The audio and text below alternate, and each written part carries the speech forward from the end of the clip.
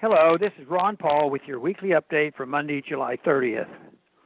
President Trump's recent tweets expressing displeasure with the Federal Reserve's small interest rate increases led to accusations that President Trump is undermining the Federal Reserve's independence.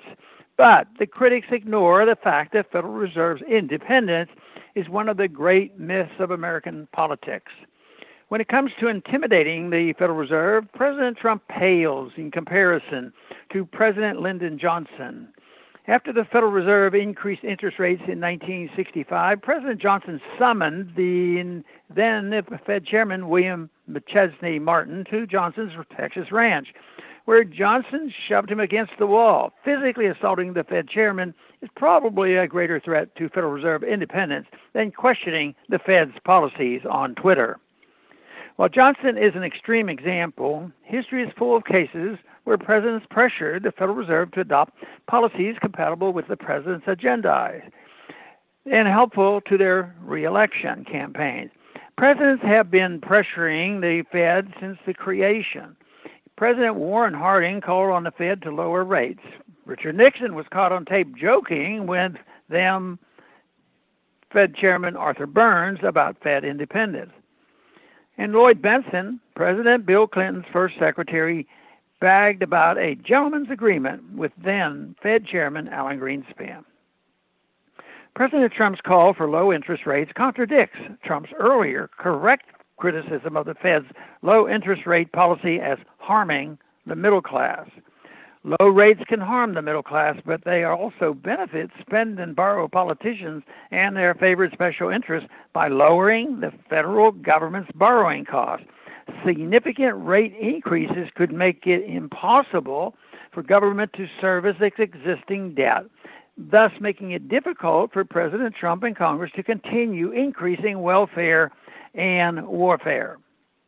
President Trump will have a long-lasting impact on monetary policy. 2 of the 3 sitting members of the Fed's board were appointed by President Trump. 2 more of Trump's nominees are pending in the Senate. The nomination of economist Marvin Goodfriend may be in jeopardy because Goodfriend advocates negative interest rates, which is a Federal Reserve imposed tax on savings. If Goodfriend is defeated, President Trump can just nominate another candidate. President Trump will also be able to nominate 2 other board members. Therefore, by the end of his first term, President Trump could appoint 6 of the Federal Reserve's 7 board members. The specter of a Federal Reserve board dominated by Trump appointees should cause some to rethink the wisdom of allowing a secretive central bank to exercise near monopoly control over monetary policy. Fear of the havoc a Trumpian Fed could cause may even lead to some support for the Audit the Fed legislation and the growing movement to allow Americans to exit the Federal Reserve System by using alternative fiat money such as cryptocurrencies and gold.